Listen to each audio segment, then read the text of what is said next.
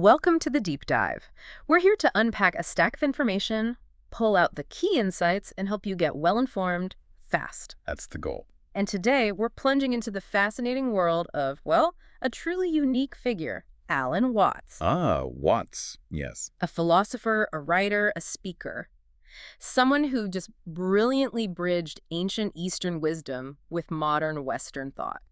He really did. And in doing so, he fundamentally challenged how we perceive ourselves, and the universe around us. Exactly. His ideas still resonate so powerfully today, don't they? Oh, absolutely. Yeah. Especially, I think, for anyone grappling with, information overload, the constant pressure to achieve, the anxieties of modern life. Right. He offered a kind of shortcut to understanding yourself, but not through more effort, which is counterintuitive. How so? By letting go. That was the surprising part. Okay, so our mission today is to explore Watts's rather unconventional journey. We'll dive into his groundbreaking philosophy, look at his most influential works. And we shouldn't shy away from the controversies either. No, definitely not. We'll confront those too. And all of this, we hope, will connect his timeless wisdom directly to your everyday experience. By the end, you should really get why he argued that the real point of life isn't achieving something beyond yourself. But simply, As he put it, just to be alive. just to be alive. Love that. So let's trace his path. You might imagine a philosopher emerging from some rigid academic setting. What, the ivory tower stereotype? Exactly. But Watts's journey was, well, it was far more unconventional, almost a rebellion from the very start. Indeed. He was born in Chislehurst, Kent, England, back in 1915. Okay. And by all accounts, he was a naturally curious boy. But that very curiosity actually put him at odds with the rigid discipline at King's School, Canterbury. So school wasn't really his thing. Not that kind of schooling, no. It was actually his mother's influence, her love for Eastern art, her collection of Japanese and Chinese prints, that sparked his early fascination. Ah, interesting. Yeah, with a worldview where nature and humanity flowed as one, rather than being separate entities. So even as a teenager, he was already looking for answers far beyond conventional schooling. What was he reading? What captured his imagination so young? Well, he found rich fuel in Buddhism, especially D.T. Suzuki's essays in Zen Buddhism. Ah, Suzuki. Yeah? A key figure. Absolutely. That introduced him to Zen's paradoxes, its invitation to direct, unmediated experience. Not just thinking about it, but feeling it. Right. Then there was Taoism, through Lao Tzu and Chuang-Tzu. That offered revelations of effortless flow, this idea of wu-wei. Effortless action. Precisely. But what's really fascinating, I think, is that he didn't just ditch Western thinkers. No. No, he saw connections where others only saw divides. He was blending influences from Plato, Kant, even the visionary poet William Blake. That kind of synthesis at such a young age is pretty remarkable. It really is. And it led him straight to the London Buddhist Lodge when he was just 16. 16. So he jumped right in. What was his role there? Oh, he quickly became immersed, started contributing essays to their journal, The Middle Way, and astonishingly, he published an outline of Zen Buddhism at 1919, followed by his first full book, The Spirit of Zen, at just 21 in 1936. Wow. So these were bold attempts, really, to introduce Zen to the West. Absolutely. Already hinting at the sort of playful, accessible sage he'd later become. Then, 1938, a big shift happens. He leaves England for America. Why? You'd think someone so deep in Eastern philosophy might stay put. Well, England felt stifling to him. Watts, along with his wife and their infant daughter, moved to New York City. Okay. America promised a new stage, a more open intellectual landscape for his ideas, he hoped. Makes sense. But here's where the path takes a really interesting turn. Oh. In 1941, he enrolls at Seabury Western Theological Seminary. Wait, a seminary? To train as an Episcopal priest? Exactly. It seems like a curious choice, doesn't it? A detour, maybe? Definitely seems that way. Yet, he genuinely sought to bridge his Eastern insights with a Western framework. He was trying to find that connection. So he was really trying to synthesize these seemingly disparate traditions within himself, within a formal structure. How did that experiment turn out? Well, despite his initial passion, the church's, let's say, rigid dogmas Yeah. ultimately clashed. Well- With Zen's non-duality, with Tao's effortless flow, he just couldn't reconcile the idea of a separate, transcendent deity Right. with the insight that the divine, or whatever you want to call it, pulses in everything, every leaf, every breath, every person. The immanence versus transcendence. Precisely. So by 1950, he quietly left the priesthood. It was a decision that, looking back, truly freed him up. freed him to become the kind of maverick philosopher he was really meant to be. Exactly. And that's when he lands in San Francisco, his real intellectual and spiritual home, right? That's it. 1951, he joins the American Academy of Asian Studies, Which was becoming a real hotspot. a vibrant hub for Eastern philosophy Yeah. on the West Coast, yeah. Yeah. And this is where he really starts to shine as a public figure. How so? He had this amazing ability to blend rigorous scholarship with, well, almost a performer's charisma. I've heard recordings he had a captivating voice. Absolutely. And it was there he started working on what would become a cornerstone of his legacy, The Way of Zen. The Way of Zen, published in 1957, a landmark book. So we've traced this fascinating journey. Inquisitive kid, questioning priest, emerging public intellectual. All that rich background eventually distills into his core philosophy. What's the central, most liberating idea he offered?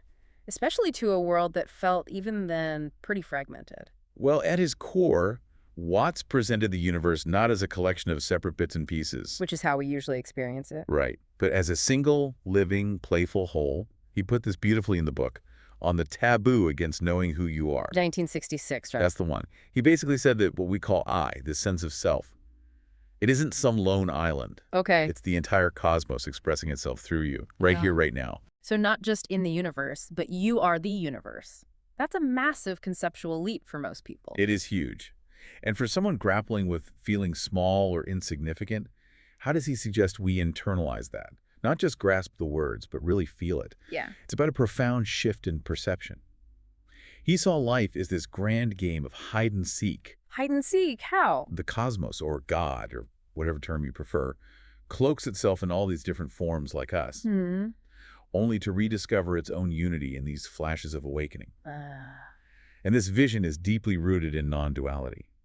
That insight that opposites light, dark, self-other aren't enemies. The partners. Exactly, like yin and yang. Or? Think of a wave in the ocean. Is the wave separate from the ocean? No, it's what the ocean is doing. Precisely. That's the non-dual insight. The wave is the ocean waving. We are the universe peopling, as he'd say.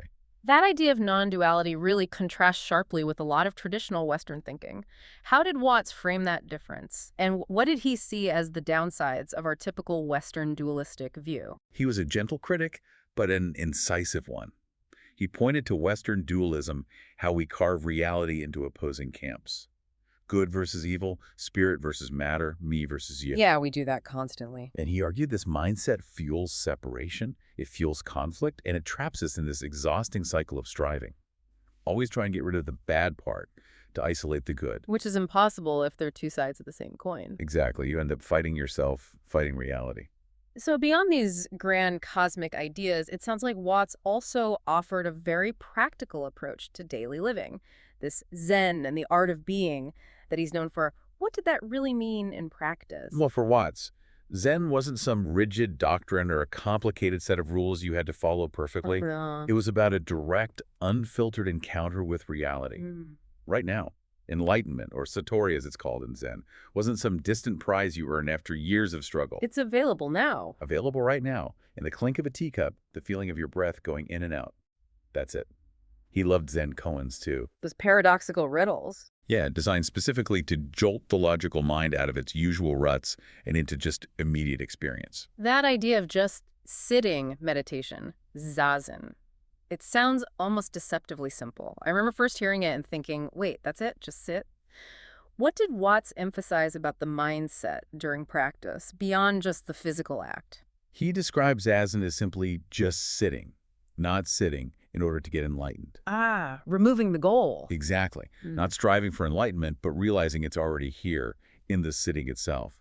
Mindfulness for him was about openness, not control, an awareness that sees the world as a partner, not a problem to be solved or managed. So no destination. Because you're already there, always. And that effortless approach, that leads us right to another famous Watts concept, going with the flow. Where did that really come from for him? That ties directly into the Taoist side of Watts. He found Taoism, especially the concept of wu-wei. Effortless action. Effortless action, yeah, just saying to his soul. And it's crucial to understand it's not about laziness or passivity, as some might think. Right, it's not just doing nothing. No. It's about acting in harmony with the natural rhythm of things, like water flowing smoothly around obstacles instead of trying to smash through them. Makes sense. His final major work, actually Tao, The Watercourse Way, published after his death in '75, was basically a love letter to this whole idea, Living fluidly. resiliently and just vibrantly alive in the present moment. Connecting this back to the big picture, it really sounds like Watts was urging us to live more like nature itself, rather than constantly trying to impose our will on it. Absolutely. Mm. He saw harmony with nature not just as nice, but as the very heartbeat of Taoist living. And that directly contrasts with the common Western tendency to conquer nature or see it as just a resource, something separate from us. Right. He drew so heavily from Lao Tzu's poetic wisdom and Chuang-Tzu's often whimsical, funny parables. He made these ancient sages feel incredibly relevant for modern life. Okay, let's shift to something that causes so much modern anxiety. Yeah. Our sense of self, this insistent I. Watts took a truly radical stance on this, didn't he? He really did. He called the common sensation of oneself as a separate ego enclosed in a bag of skin, Yeah. a profound hallucination. Hallucination. That's strong language. It is. He argued that this illusion, which he even called the greatest of all superstitions, actually contradicts both modern Western science and ancient Eastern wisdom, particularly Vedanta Hinduism. Okay, greatest of all superstitions. Yeah. So how does this illusion get created? How does society do that to us, make us believe we're just these isolated entities? Well, he said it's instilled from childhood, through societal conditioning, through the very structure of our language. Language! Think about it. We say, I have a body, not I am a body. Ah, interesting distinction. Creates distance. Exactly. It creates a linguistic separation from our own physicality. And this, he argued, leads to a kind of societal double bind. A double bind. Yeah, you're told, be free, be yourself, be separate. But at the same time, you're constantly pressured to conform, to fit in, to achieve certain things, Right, those messages conflict. leading to this chronic state of confusion and guilt about just being. And for Watts, seeing through this illusion, understanding it as an illusion, opens the door to a much bigger truth about our relationship with the universe. What was the ultimate connection he pointed to? He introduced this beautiful idea of the universe as a cosmic self-playing. Self-playing. Yeah. Sometimes he called this ultimate self IT, or maybe God, playing hide and seek with itself, momentarily forgetting its true unified nature by manifesting as all these apparently separate forms and experiences. Like actors forgetting they're in a play. Sort of, yeah. He famously said, we do not come into this world, we come out of it as leaves from a tree. I love that quote. It's powerful, isn't it? As the ocean waves, the universe peoples, every individual, everything, every event is a unique action of the total universe. So the division into separate bits. It's just a way of thinking about it. The useful convention sometimes, but it's not the underlying reality. Okay, this raises the big question then. If it's an illusion, how do we wake up from it? How do we begin to break free? Is there a practical step or... Well, Watts consistently emphasized that this realization isn't primarily an intellectual conclusion you arrive at through logic. It's not just about understanding the argument. No, it's a direct, felt awakening, a transformation of consciousness itself. He even said the truth of Buddhism is so self-evident, so obvious, that it is, if anything, concealed by explaining it. Implying that words and explanations can actually get in the way. They can limit perception when what's really needed is a direct experience, a fundamental shift in awareness. And this, I suppose, is where his more controversial work with psychedelics enters the picture. How did he view those substances and experiences in the context of this kind of awakening? Yes, starting around 1958, Watts began openly experimenting with substances like mescaline, LSD, psilocybin. Which was pretty radical back then. Very. But he was quite clear about his perspective. He viewed them not as recreational kicks or escapes, as research tools or biochemical keys for potentially expanding understanding. Akin to using a microscope to see things you couldn't normally see, microscopes for the soul, perhaps. Okay. He documented some of these experiences in The Joyous Cosmology back in '62. He described common features people reported, like a subjective slowing down of time, Right. which led to this intense concentration in the present moment, and an acute awareness of polarity, of relativity feeling, as he put it, polarized with the external universe in such a way that you imply each other. Feeling that interconnectedness directly. Exactly, that non-dual experience. But he also issued a really crucial warning about their use, didn't he? That famous phrase, if you get the message, hang up the phone. That feels particularly relevant today, maybe even more so. Absolutely. It's a critical point. For Watts, the true value wasn't in the altered state itself, the trip. It was an EP. The integration of any insights gained back into everyday life. Without that integration, that grounding, the experience, he cautioned, risked becoming just mere escapism. Another way to avoid reality instead of fully engaging with it. Precisely. Chasing the experience rather than living the understanding. So it sounds like his core message running through all of this is really about letting go of the struggle. This idea of effortless surrender. How does that connect to the pursuit of happiness or spiritual insight, which we usually think of as requiring effort? Yeah, it's paradoxical, isn't it? He really critiqued what he called spiritual one-upmanship. Spiritual materialism, sometimes it's called. Exactly. This idea that you have to constantly strive, achieve levels, get somewhere spiritually. He argued that the very desire for awakening, the act of seeking it as a goal, Can actually block it. can obstruct its realization because it creates a goal, a future state you're trying to reach, rather than fostering an acceptance and awareness of the present moment where awakening actually happens. So happiness isn't something to chase directly. No, he insisted happiness is more often a byproduct. It arises naturally when you're deeply engaged in something else, living fully, not when it's the object of pursuit. That's quite freeing. It really is. And this approach kind of democratizes spiritual insight, doesn't it? It suggests it's accessible to anyone willing to simply let go of the striving and live fully right now, not just for monks or gurus. Watts's ideas certainly didn't stay confined to philosophical texts or lecture halls. They really vibrated through the cultural landscape, especially in the 50s and 60s. Huh? How did he become such a cultural touchstone? Well, his move to California in the 1950s placed him right in the middle of the ferment of the Beat generation. Perfect timing, perfect place. Absolutely. His lectures, and especially his book, The Way of Zen, became real touchstones for figures like Jack Kerouac, Allen Ginsberg, Gary Snyder. Wow, the core figures. Yeah, people who were consciously rejecting materialism and looking for some kind of spiritual freedom or alternative way of seeing things. He rode that cultural wave. But not as a guru figure. No, not really as a guru demanding followers, but more as a kindred spirit. Someone who could articulate what many were feeling, but couldn't quite express themselves. And his voice, literally his speaking voice, reached far beyond those beat coffee houses and academic circles, too. Oh, definitely. His radio series, Eastern Wisdom and Modern Life, on KPFA Radio in Berkeley. Legendary station. It really was. That brought his insights, delivered in that distinctive British accent, directly into people's homes. He made Zen and Taoism feel urgent, relevant, and alive for a really broad, curious audience. Those talks were later circulated widely, weren't they? On tapes and things. Hugely influential. They absolutely cemented his status as this cultural figure who could make complex ideas sound incredibly accessible and engaging.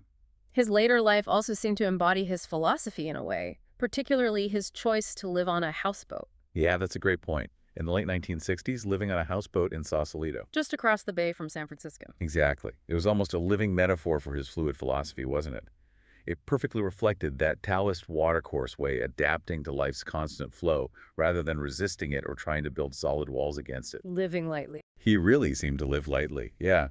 His physical existence mirrored the impermanence and non-attachment he taught.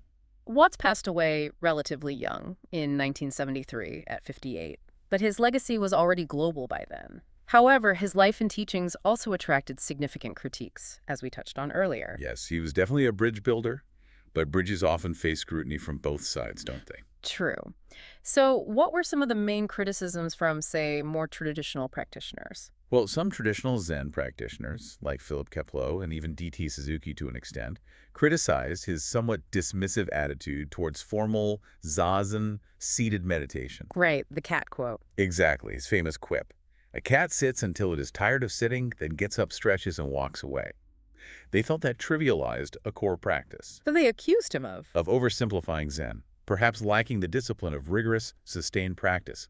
Sometimes they labeled him a pick-and-mix philosopher. Taking bits he liked. Yeah, or even, quite cuttingly, the Norman Vincent Peale of Zen, suggesting he offered only a kind of superficial, feel-good spiritualism.